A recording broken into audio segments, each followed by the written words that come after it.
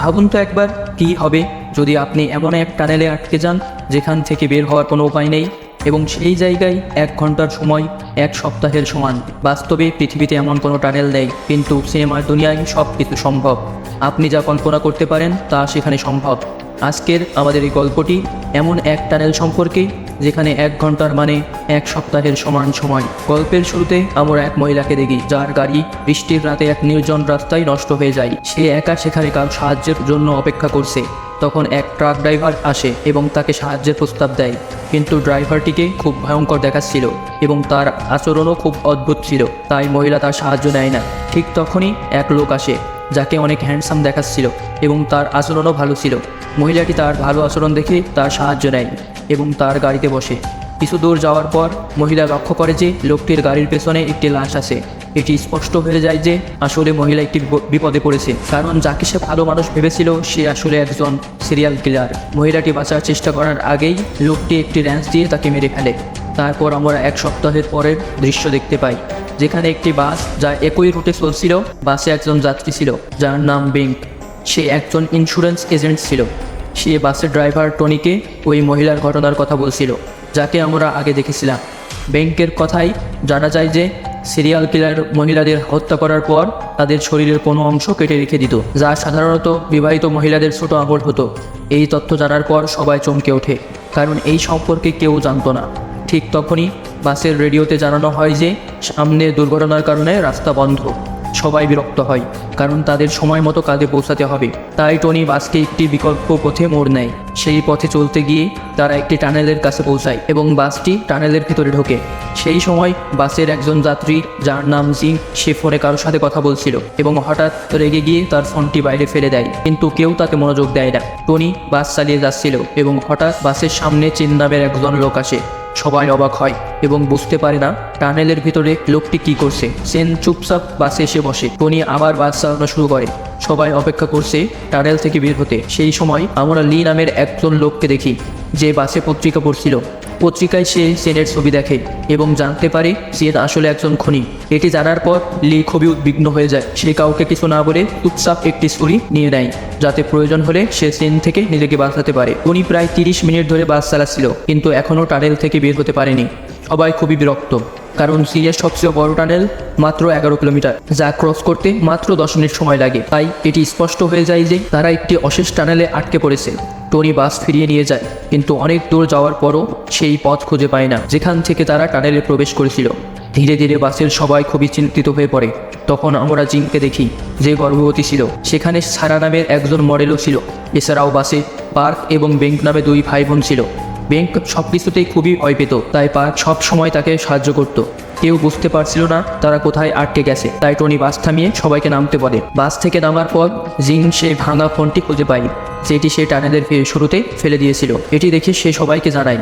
সবাই অবাক হয় এবং তার কথা বিশ্বাস করতে না চাইলেও ফোনটি দেখে তার কথা বিশ্বাস করতে বাধ্য হয়। সবাই আরও চিন্তিত হয়ে পড়ে। তখন চেন সিদ্ধান্ত নেয় যে সে টানেলের ভিতর গিয়ে দেখবে কোনো পথ আছে কিনা।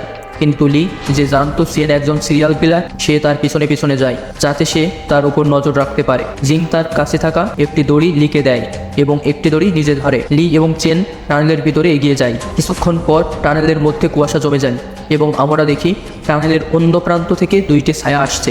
তারা চেন এবং লি ছিল, যাদের দেখে সবাই অবাক হয়। তারা একদিকে গিয়েছিল এবং টানেলের অন্য প্রান্ত থেকে ফিরে আসছে। এটি দেখে সবাই স্তম্ভিত হয়, কারণ টানেল তাদের একই জায়গায় ঘুরিয়ে আনছে। কেউ জানতো না তারা কতদিন টানেলে আটকা থাকবে এবং কিভাবে বের হবে। লি সবাইকে খাবার জোগাড় করতে বলে, যাতে তা সমানভাবে ভাগ করা যায়। কিছুক্ষণ পর আমরা লি, টনি, বেঙ্ক এবং সেনকে দেখি, যারা টানেলের ভিতরে বাইরে বের হওয়ার পথ খুঁজতেছিল। বাকিরা বাসের ভিতরে শুয়ে একটু বিশ্রাম নিচ্ছিল। সারা, ফ্যান, জিং এবং পার্ক ঘুমিয়ে পড়ে। কিছুক্ষণ পর জিং ঘুম থেকে উঠে দেখে বাসটিতে পুরোপুরি মরিচা ধরে গেছে। এটি দেখে সে অবাক হয়ে যায়, কারণ সে বুঝতে পারছিল না বাসে মরিচা এবং ধুলো কোথা থেকে এলো। সেই সবাইকে জাগায়, কিন্তু কেউ বুঝতে পারছিল না বাসের এই অবস্থা কিভাবে হলো। যখন তারা বাস থেকে নামে তখনই বেং, লি, টনি এবং সেন ফিরে আসে। বাসের অবস্থা দেখে তাদেরও মাথা কাজ করা বন্ধ হয়ে যায়। তারা খাবার চেক করে দেখে খাবার নষ্ট হয়ে গেছে। এটি দেখে তারা বুঝতে পারে টানেলের ভিতরে সময়ের প্রবাহ সম্পূর্ণ আলাদা। বাইরে 1 ঘন্টা মানে টানেলে 1 সপ্তাহ। টানেলের ভিতরে আর্দ্রতার কারণে বাসে মরিচা ধরেছে। তারা বাসে বসে আলোচনা করছিল। তখন হঠাৎ টানেলের সব লাইট বন্ধ হয়ে যায়।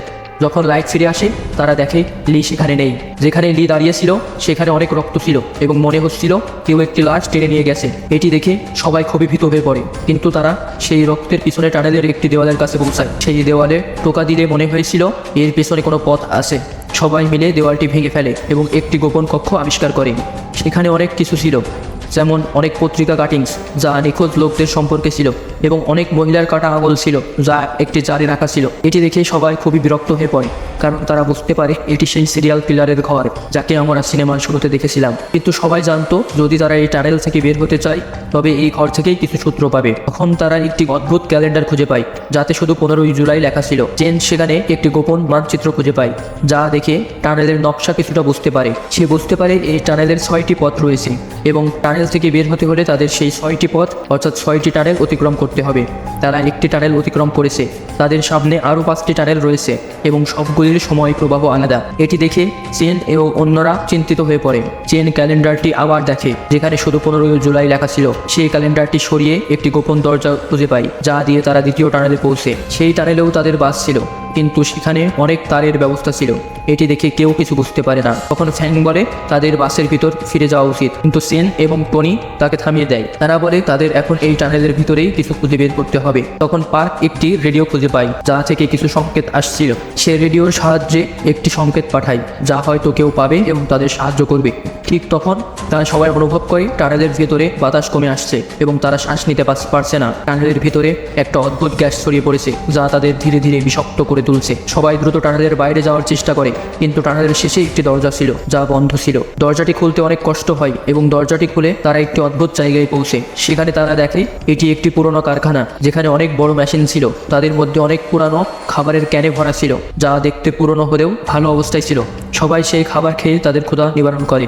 ঠিক তখন তারা বুঝতে পারে এই কারখানা হলো টানেলের মধ্যবর্তী স্থান যেখান থেকে বাকি 4টি টানেল শুরু হয়। সেখানে তারা আরও কিছু সূত্র খুঁজে পায় যা থেকে বোঝা যায় এই টানেলের প্রকৃত নাম টাইমলেস টানেল, যেখানে সময়ের ধারা সম্পূর্ণ ভিন্ন।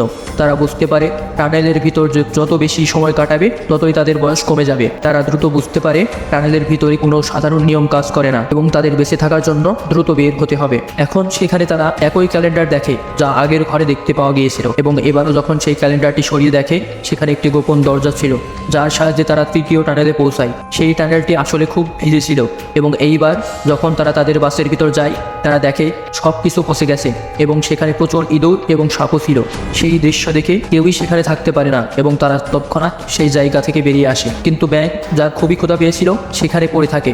একটি পচা ম্যাগি খেতে শুরু করে, তবে সেই পচা ম্যাগি খেতে না পেরে সে বমি করে ফেলে। ব্যাং এর এই অবস্থা দেখে জিং তাকে তার লুকানো একটি বিস্কুট দেয়, কারণ জিং জানতো যে সে গর্ভবতী এবং তাকে সময় সময় খাবার খাওয়া প্রয়োজন। তবে জিং এর কাছে থাকা বিস্কুটের প্যাকেট দেখে ব্যাং এর মনে লোভ জাগে এবং তৎক্ষণাৎ তার পিস্তলটি বের করে যা সে টনি মারা যাওয়ার পর থেকে নিজের কাছে রেখেছিল। এখন ব্যাং মনে করতে শুরু করে যে প্রথম এবং দ্বিতীয় টানেলে লি এবং টনি মারা যাওয়ার পরই তাদের টানেলের পথ দেখানো হয়েছিল। তাই সে ভাবে যদি সে এই টানেলেও কাউকে মেরে ফেলে তাহলে হয়তো তাদের টানেলের পথ খুঁজে পাওয়া যাবে। এখন ব্যাং সেখানে সিদ্ধান্ত নেয় যে সে ফ্যাং বা জিংকে হত্যা করবে, কারণ তারা দুজনেই সেখানে সবচেয়ে দুর্বল ছিল। এটা দেখে চেন তাকে থামানোর চেষ্টা করে, কিন্তু তখন আমরা দেখি ব্যাং চেনের কাছে গুলি করে এবং ফ্যাংকে হত্যা করার জন্য সেই ঘরে নিয়ে যায় যেখানে তারা তৃতীয় টানেলে এসেছিল। কিন্তু সেখানে যাওয়ার পর হঠাৎ করে পার্ক তাকে পেছন থেকে আক্রমণ করে, কারণ সে তার ভাইকে যে কোনো অবস্থাতেই বাঁচাতে চায়। তবে পার্ক ব্যাংককে ক্ষতি করার আগেই ব্যাং পার্ককেও গুলি করে হত্যা করে।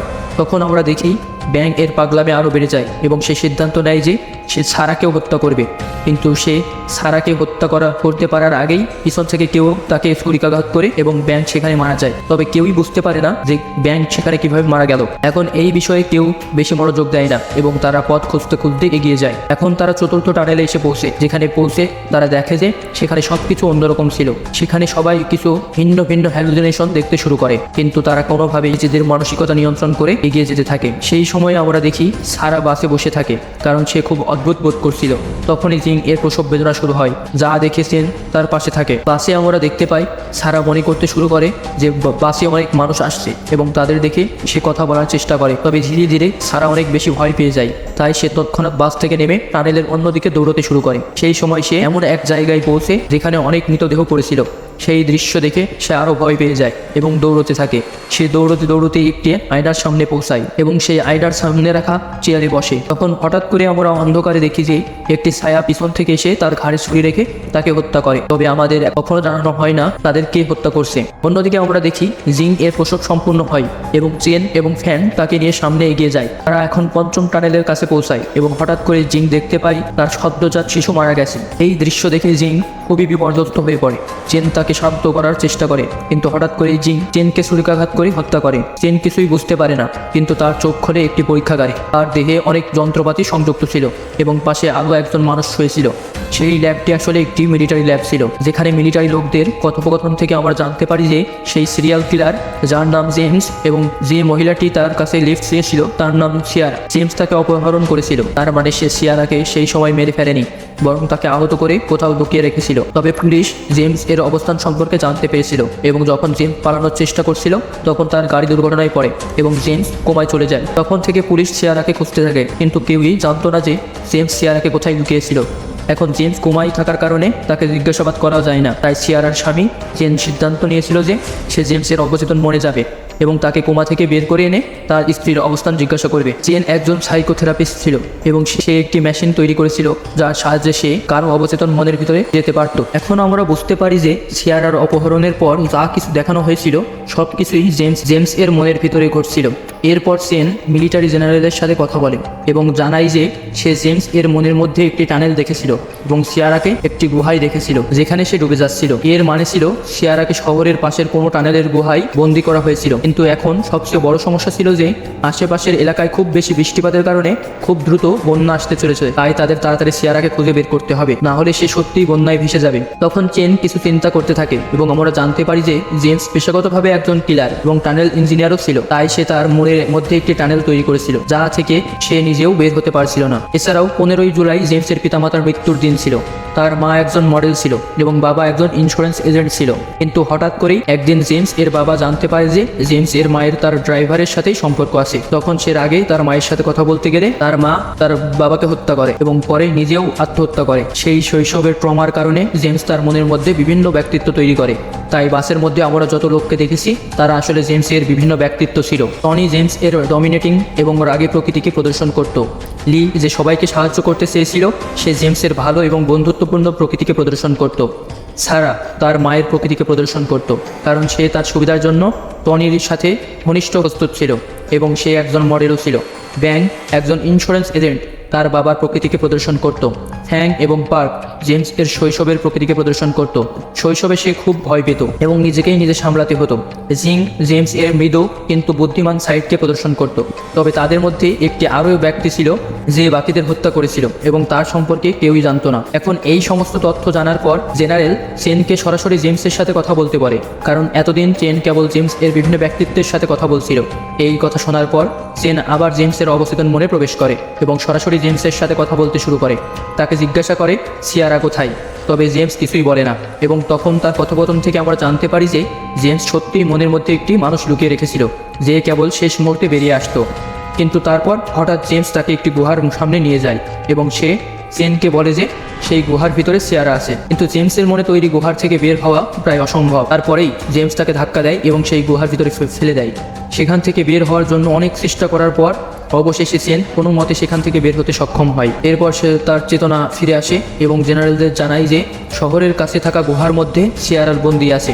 এরপরে সব মিলিটারিরা গুহায় পৌঁছে এবং সেখানে গিয়ে তারা সিয়ারাকে খুঁজে পায়, কিন্তু সে প্রায় মৃত অবস্থায় ছিল এবং কোনোভাবে বেঁচে ছিল। তারা সিয়ারাকে উদ্ধার করে নিয়ে আসে। তারপর আমাদের জানানো হয় যে জেমস এখনও কোমায় আছে এবং তাকে আদালতে নিয়ে যাওয়া হবে। সেন এবং সিয়ারা এখন নিরাপদে রয়েছে এবং সিয়ারা ধীরে ধীরে সুস্থ হয়ে উঠছে। তবে শেষ দৃশ্যে আমরা দেখি একটি অন্ধকার ঘরে একটি ছায়া পিছন থেকে আসে এবং হঠাৎ করেই সেই ঘরের আলো নিভে যায়। সেই ঘরটি জেমস এর হাসপাতালের কক্ষ ছিল। আর সিনেমাটি এখানেই শেষ হয়। আশা করি এক্সপ্লেনেশনটি ভালো লেগেছে। ভালো লেগে থাকলে ভিডিওটি লাইক এবং চ্যানেলটি সাবস্ক্রাইব করে দিন। আমি এরকম আরও মজার এক্সপ্লেনেশন ভিডিও নিয়ে আসবো। ততক্ষণ পর্যন্ত টাটা, গুড বাই।